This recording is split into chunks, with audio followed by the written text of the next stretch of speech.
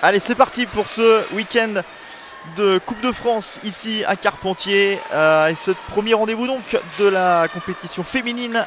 L'affiche entre Rissorangis et Saint-Ménard. Cette première possibilité là, peut-être offensivement. Et justement, on parlait des gardiennes.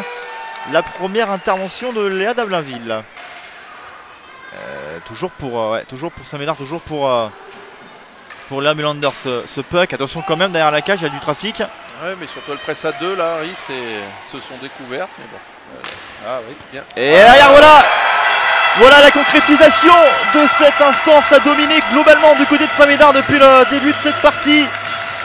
Et c'est Elisa Guiraud qui vient permettre à son équipe d'ouvrir le score après 6 minutes 1-0 pour Saint-Médard dans cette demi-finale. Ouais, les deux joueuses de Riss se font prendre derrière la cage. Derrière ça part et c'est très bien joué parce que la joueuse de Saint-Médard vient bien couper dans l'axe. Là on va la voir rentrer au milieu et prendre son shoot plein dans l'axe. C'est bien joué. Les deux défenseurs de Riss sont reculés à plat. Du coup Léa Dablainville voit pas grand chose. Elle a son arrière devant elle. Qui n'a pas été juste comprise par ses coéquipières.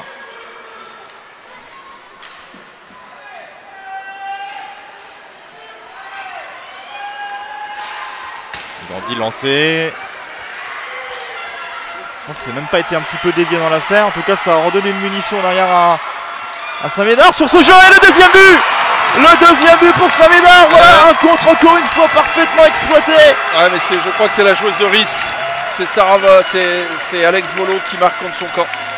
Elle plonge pour couper la passe et elle dévie le palais entre les jambes de Léa Dablainville, semble-t-il. On va revoir au ralenti, mais alors on va voir Fanny Benoît qui voit Marina Jaligné et le palais qui est dévié. C'est Volo qui dévie dans sa cage. Il la met involontairement. La pauvre, là je la vois effondrer sur le banc. Ouais, parce que là la finalité finalement c'est la même, hein. Ça fait 2-0 et à 4 minutes de la fin ça va être compliqué. Et avec ce que montre aussi Saint-Médard depuis le début du match. Exactement. Je vois pas Saint-Médard là.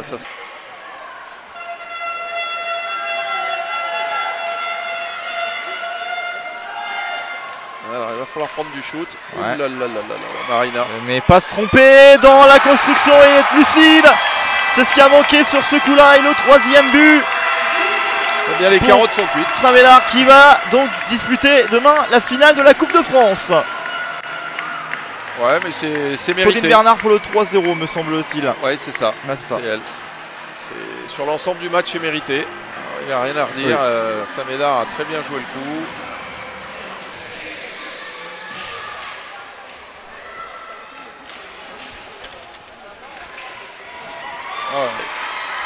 Et en Cacheville, Lenaro qui a...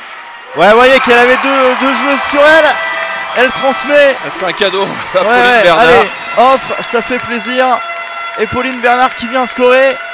Ah, changement de gardien pour Riss. 4-0. Ah non, c'est Lorenz qui revient.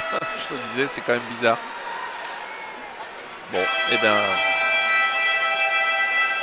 C'est dommage que Riss n'ait pas répondu plus présent, mais bon, félicitations quand même à Saint-Médard qui a vraiment bien géré la partie. Oui, qui a été efficace, et a été volontaire et qui n'a rien laissé.